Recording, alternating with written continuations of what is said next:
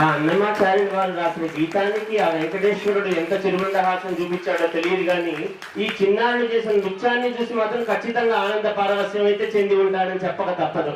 అది ఒకసారి గట్టిగా మీరు ఎందుకంటే చిన్నారులు కదండి, ఇంకాస్త పెద్దగా మీరు చప్పట్లు కొడితే వాళ్ళు ఇంకాస్త హ్యాపీ. అంటే మనం మామూలుగా ఇంట్లో చూసి చిన్న డాన్సులు చేసుకుంటేనే ఏమో ఆహా అనుకుంటాం. ఇంతమంది పెద్దల సమక్షంలో ఈ చిన్న చిన్న పిల్లలు చూడు, అందరూ మహా అయితే సెకండ్ క్లాస్ థర్డ్ క్లాస్ పిల్లలు ఉంటారు. వాళ్ళు ధైర్యంగా నుంచొని ఇక్కడ డాన్స్ చేయటం